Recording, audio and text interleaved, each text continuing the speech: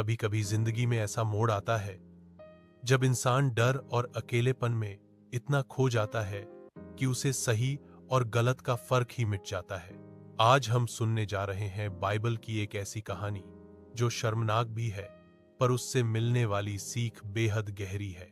यह कहानी है लूत और उसकी बेटियों की। मुख्य कहानी। बाइबल बताती है कि सदोम और अमोरा नाम के दो नगर इतने पाप से भर गए थे कि वहां की हर गली में अधर्म और अनैतिकता फैल गई थी। परमेश्वर ने उन नगरों का पाप देखकर निश्चय किया कि अब इनका अंत आ गया है।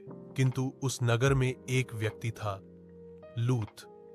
वह अब्राहम का भतीजा था, एक धर्मी व्यक्ति जो उस पापी नगर में भी परमेश्वर के मार्ग पर चलने की कोशिश करता था। जब परमेश्वर ने सदोम और अमोरा को नष्ट करने का निश्चय किया तो उसने दो स्वर्गदूतों को भेजा जो लूत के घर पहुंचे और बोले, लूत, अपने परिवार को लेकर भाग जाओ, क्योंकि इस नगर पर अब आग और गंधक की वर्षा होने वाली है। लूत ने बिना देर किए अपनी पत्नी और दो बेटियों को लेकर उस नगर से भागना शुरू किया। स्वर्गदूतों ने चेतावनी दी, पीछे मत देखना। पर जैसे ही वे भाग रहे थे, लूत की पत्नी ने पीछे मुड़कर देखा और उसी क्षण वह नमक का खंभा बन गई। वह पल लूत के जीवन का सबसे दर्दनाक क्षण था। उसने अपनी पत्नी को खो दिया, अपना घर, अपना नगर, सब कुछ खो दिया। अब वह केवल अपनी दो बेटियों के साथ रह गया था। तीनों ने पास के एक छोटे नगर सोअर में शरण ली, पर डर और असुरक्षा ने उन्हें वहां भी चैन से नहीं रहने दिया। फिर लूत अपनी दोनों बेटियों को लेकर पहाड़ों की ओर निकल गया और एक गुफा में जाकर बस गया। वहां चारों ओर न कोई मनुष्य था, न कोई नगर, न कोई जीवन की आवाज, सिर्फ सन्नाटा और डर। दिन बीतते गए, पर उस सन्नाटे ने बेटियों के मन में अजीब सा भय भर दिया। वे सोचने लगी, अब धरती पर कोई पुरुष नहीं बचा, हमारा वंश कैसे चलेगा।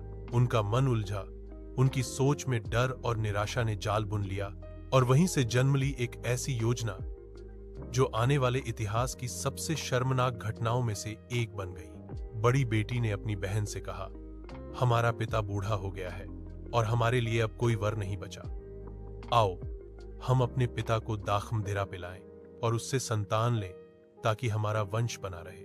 भय और भ्रम ने उन्हें यह सोचने पर मजबूर कर दिया कि वे जो कर रही हैं वह शायद सही है, परंतु मनुष्य जब परमेश्वर पर से भरोसा खो देता है तो वही गलत को सही मान बैठता है। रात आई, लूत को दाखमदिरा पिलाई गई। वह मदहोश हो गया और कुछ नहीं जान पाया। पहली बेटी ने अपना उद्देश्य पूरा किया। अगले दिन उसने अपनी बहन से कहा, कल मैंने ऐसा किया, अब आज तू भी कर। और दूसरी बेटी ने भी वही किया। लूत को दोनों रातों की कोई खबर नहीं रही। कुछ समय बाद दोनों गर्भवती हुईं। पहली ने एक पुत्र को जन्म दिया, उसका नाम रखा मोआब। दूसरी ने पुत्र को जन्म दिया, उसका नाम रखा बेन अम्मी। इन दोनों से दो नई जातियां उत्पन्न हुई, मोआबी और अम्मोनी। कहानी यहीं खत्म नहीं होती, क्योंकि यही दो जातियां आगे चलकर इजराइल की शत्रु बनी।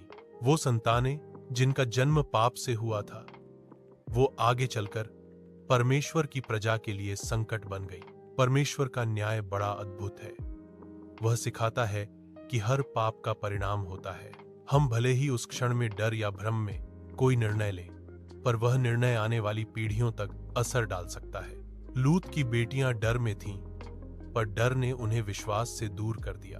अगर उन्होंने परमेश्वर से प्रार्थना की होती, अगर उन्होंने थोड़ी प्रतीक्षा की होती, तो शायद उनका नाम इतिहास में शर्म का नहीं, बल्कि विश्वास की मिसाल के रूप में लिया जाता।